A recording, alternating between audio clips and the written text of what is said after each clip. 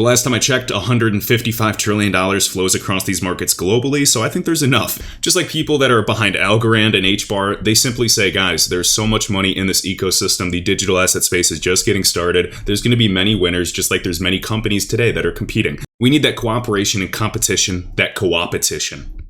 So everybody panics and freaks out like, oh no, they're competing, that's a good thing. Otherwise, these companies would get lazy and not innovate. And guess what? I hold XLM and XRP, so if one takes off before the other, I'm even happier, because then I can allocate those profits into the next one. What's going on, guys? Kevin Cage here with another cryptocurrency update. In today's video, we're going to be diving into the difference between Ripple and Stellar, shared by Alex Holmes, CEO of MoneyGram. Along with a few other tips and tricks of the XLM XRP price chart, along with Filecoin yesterday, just reading this flag right here before the golden cross at $71, and today we got that little pop, so just one day later, beautiful. We also know that Ripple's annual event Swell will be occurring again this November. And remember some of the key players that were also at Ripple's Swell years ago, such as Ben Bernanke, the chairman of the Federal Reserve System from 2006 to 2014. Let's kick it off.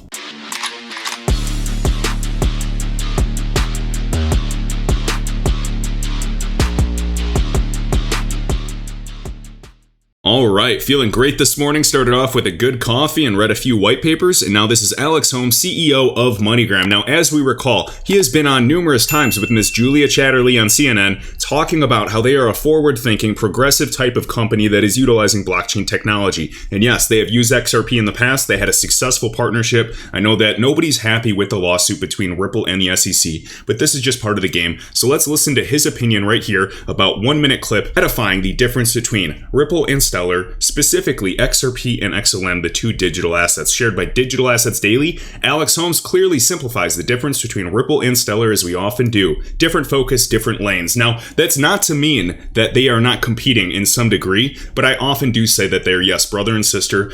And I do agree, though, that they can be competing, but they can also be cooperating, trying to make blockchain just more widely adopted. So, let's listen up. Why did you feel Stellar is a better fit than Ripple? The Ripple product was very, very different, right? We were doing a lot of back end, foreign exchange trading cross border. I think, as we've said, many times, the process and the technology worked, and we had a great experience with Ripple. They tend to focus on a lot of the back end pieces. They're obviously focused quite a bit on cross border funds flow through RippleNet. With the changes and the challenge that the SEC put forward, it was very difficult for us to continue in that relationship based on the way that was structured, and so we both agreed to move on. The partnership here with Stellar is very, very different. It's much more focused on the front end consumer and the ability to interoperate between fiat and the stable coin. So. A very partnership. Stellar approached us with the idea. We thought it was a great one. Again, MoneyGram wants to be very proactive and very progressive in innovation and pushing forward across blockchain and thinking about how we can bridge between the two different worlds. So we're excited about it, and I think it's a great partnership. So very cool. Happy that he did further explain that. And as we can see, Joker King emphasizing Ripple's back end, Stellar is front end. Now, this is just specifically for this partnership. I can't say that that is for every single partnership. As we know, both assets are working on some great utility. Currently, though, MoneyGram is one of the largest money service businesses, MSBs, in the world. Last time I checked, probably the second largest MSB, right behind Western Union. So happy to see the adoption of this technology as they're focused on central bank digital currency development. And please understand that Ripple and Stellar, the Stellar Foundation, they've been around before Ethereum. And so something to emphasize, Stellar and Ripple, they launched well before Ethereum. Do not sleep on these two laggards. They always perform in due time. And these two are my blue chip assets that I do hold. Then of course, XLM, do you remember in the past with the narrative, the supply was halved a while back. And of course, this was to benefit the Stellar Foundation. I understand that with the inflation rate, but this definitely makes me a lot more bullish on XLM than I used to be. Something to note, like I often do point out, today's market is over $2.3 trillion for all cryptocurrency. Getting a nice little bounce, some alts are starting to take off after Bitcoin did in fact have a nice run from 41K to 54,000. But now notice, in the top 100 assets, we're going to scroll down to the ranks of market cap. In the top 100 assets, almost all have a $1 billion market cap, besides 98, 99, and 100. This happened in the past a few months back, and this was very, very cool to see. And if you guys caught yesterday's video discussing a $200 trillion market cap for cryptocurrency, a 100x from here, We have to understand that this would not just affect Bitcoin potentially, but this would be flowing into utility-based assets. My only concern is the good news, we're early. The bad news, we're early, which means there's tremendous upside for people that focus and are learning day in and day out, even when prices are boring in the years ahead. Because the opportunity will not be here forever. Those that stuck around from 2017 until now made the most money. We stayed researching, we stayed investing, we kept learning each and every day. Even when it was hard, even when you lost faith, even when your assets were down 50% in a single day, we stuck around. And those are the same exact people that ended up profitable. Whether that's buying HBAR at a penny or even QNT when it was at $5. I don't sweat the small stuff because it's all small stuff. So the top 100 assets nearly all have a market cap now of $1 billion once again. This is merely value. That does not mean there's that much liquidity in it. But there's even scam projects in the top 100, even the top 50, frankly. And I'm not going to point any out. I'm not here to point fingers. But my point is this. I believe assets, and there's plenty of other assets that I'm not naming, but my favorites would be API3, DAG of Constellation, and Casper of Casper Networking, Casper Labs. In my opinion, they conservatively reach a $1 billion market cap at some point in the future, whether that be a 10x or even just a conservative 4x from today's prices. And this is utility. Quickly to emphasize this before going over some other news, so we have XLM reaching the full 618 Fibonacci retracement, Filecoin yesterday on the daily, reaching that same position just above the 236 before it took off in the same flag that XLM was using. So of course, I'm doing a bunch more analysis reading the RSI and smaller time frames. Just wanted to show you, you could time this relatively quickly. Frankly, I don't time it that well. Sometimes I'm a week or two off, but just wanted to show you. This was actually yesterday at 71 bucks. And this is today when it got a little push. And I know it went a little higher, but just wanted to show you a screenshot right at the 382 Fibonacci retracement. So during bullish cycles, it is relatively easy for me to try to time assets when they do in fact push. I mean, it doesn't take a genius after we had a massive crash, but just wanted to show you that it does in fact work out from time to time. I like Filecoin. It has billions of dollars every single day flowing through it. I can't budge the price if I tried. And it also is one of the highest funded crypto projects in history. This is backed by a bunch of interesting people, even Greg Kidd, who actually owns 1% of all XRP. And he is, of course, one of the first Ripple employees, background at the Federal Reserve. You've heard him discuss XRP. When he discovered XRP during a poker game, he said it was like Moses parting the seas. And yes, he often does say that XRP will chip away at the trillions of dollars, most likely $10 trillion in float in the correspondent banking ecosystem. So yeah, you could say I'm a little bullish. Ben Bernanke, whether you love him or hate him, I just wanted to share some of the caliber of people, even, Clinton, everybody backing Ripple. And, I'm not happy about that, but I just want to show you how deep it goes. We can see a bunch of news across the board for Stellar and Ripple. So we have ARF and Tempo launch new Stellar-based payments from Europe to the Philippines. XRP is live in the Philippine corridors right now with the Philippine peso. So are they competing to some degree for the cross-border market? Absolutely. The last time I checked, $155 trillion flows across these markets globally, so I think there's enough. Just like people that are behind Algorand and HBAR, they simply say, guys, there's so much money in this ecosystem. The digital asset space is just getting started. There's going to be many winners, just like there's many companies today that are competing. We need that cooperation and competition, that co-opetition. So everybody panics and freaks out like, oh no, they're competing. That's a good thing. Otherwise, these companies would get lazy and not innovate. And guess what? I hold XLM and XRP. So if one takes off before the other, I'm even happier because then I can allocate those profits into the next one. So I encourage you to check this out. This blog is available on stellar.org. And remember, these CBDC protocols, whether it's retail or wholesale central bank digital currencies, when it's using the network, it is actually using fees, and the fees are being paid through XLM.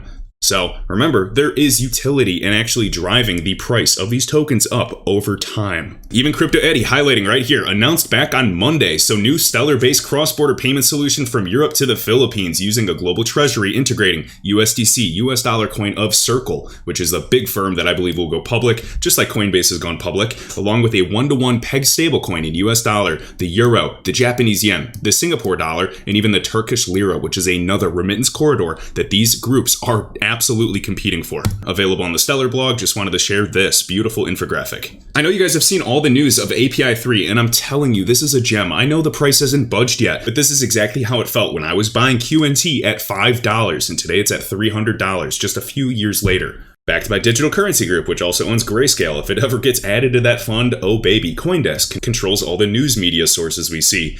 Also Emergo, and Cardano is absolutely mooned, so you tell me. And then Pantera, the largest cryptocurrency hedge fund or first mover in this entire space years ago. And they are up on their Bitcoin fund over 58,000% according to their website. So they're already smashing their goals. Yes, the price is still sitting there. They are milking this APY and gathering as much API3 with the weekly auto compounding as much as possible. And that is what I believe of. From tracking the wallets, I think these whales are trying to accumulate as much API3 as possible while the prices are low, as we are in this accumulation phase. And then boom, once we start hitting those tier 1 exchanges, the price is going to start skyrocketing. Maybe these whales will start dumping and trying to reaccumulate. But overall, I see much higher highs for this asset because it is one of the assets that I hold that is yet to even do anything.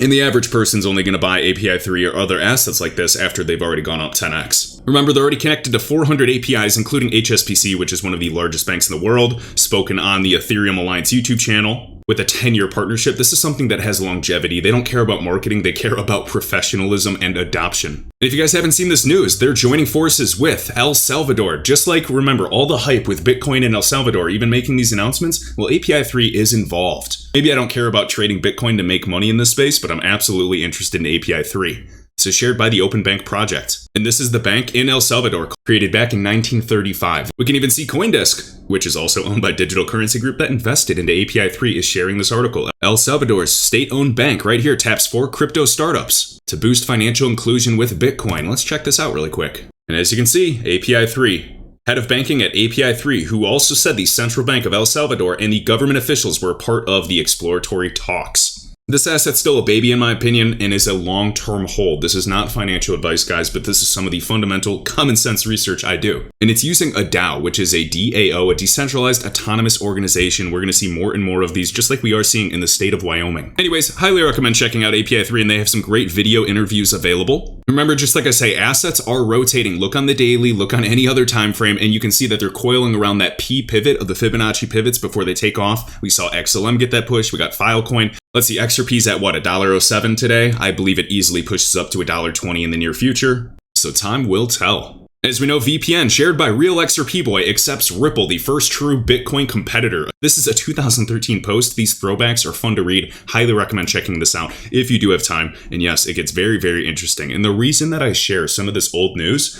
is because people don't realize how deep this rabbit hole goes. They'll share some information or some FUD points, and it's because they're concerned because they don't realize what they own. If you're nervous in the space and you want to panic sell based off of every scary piece of news, you're not going to make it in crypto. I've studied to the point so much I can let things ride. Yes, it's so important to recoup your initial investment so you're playing with house money and you're no longer emotionally attached to the market. If you're sad when the market is red and you're happy when the market is green, you are over invested. And I fear that a lot of people can relate to that. And yes, I've been there, but you have to find something that works for you so that your emotional energy is not drained. You should enjoy this. You should not be dreading it.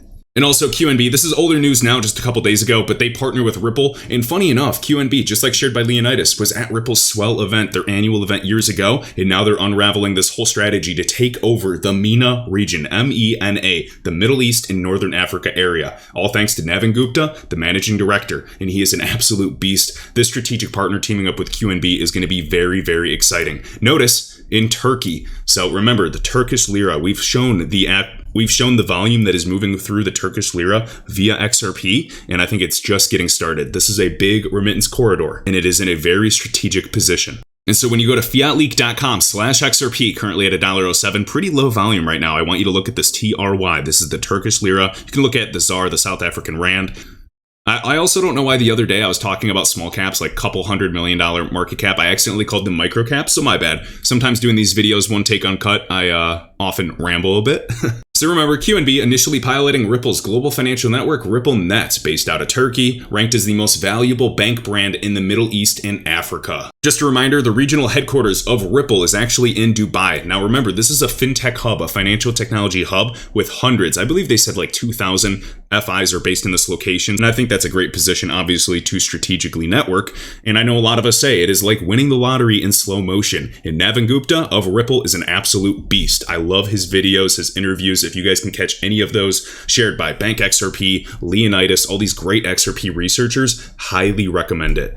I always learn something.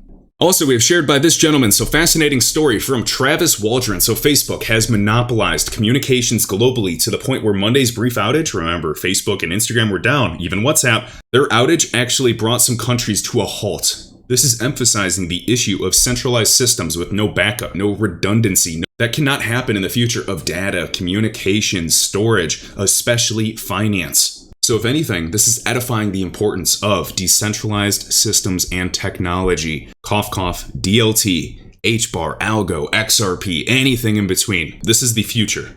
Also, Rob Art, so even if you only make $100,000 this cycle, you can turn that into $2 to $5 million in the next cycle if you sell in time and stay disciplined. He is highlighting, based off of what we've seen, the markets will go parabolic. We have those blow off the top moments, and then we've seen oftentimes the market does a 50%, sometimes a 90% crash. So the point is, if you do and you are taking profits as you stagger your profits out, which it's never easy to take profit, I get that, because you're never going to sell the absolute top. Sometimes you'll sell, the market keeps going up, and then you're upset that you sold too early. That's part of the game. Just be happy that you took profit. And then, whether it's months later or years later when the market does in fact crash, buying an asset 90% down after a crash that will retrace is like free money. Easier said than done, but this is solely to conceptualize what is possible. Your life can turn around a lot faster than you think. All right, also to highlight Wrath Economist, a phenomenal page. Highly recommend following this guy, a phenomenal researcher in the XRP community. So Ripple partner Neum has been working with Ripple partner TransferGo, doubling the scale of money transfer transactions, expanding to 4 corridors in Asia and growing. Tapped into the US dollar and also the CAD gateways, and helping them oversee and manage their treasury. Notice that Ripple also did the same thing with MoneyGram regarding their treasury, so very interesting use case. As we have Neum, in a short span of time, Neum has become a trusted partner. Its industry expertise and willingness to go the extra mile empowered us to grasp an opportunity. Director of Banking and Infrastructure at TransferGo. In a quick Google search, you guys can go to right to Ripple Insights. You can see the gentleman over at Neum talking about Ripple, the benefits, how fast they can roll out RippleNet and start integrating. They've been founded in 2014, saving 98% savings on domestic transfer rates for customers. Very powerful stuff. Oh, and a common theme throughout Asia, the Philippines.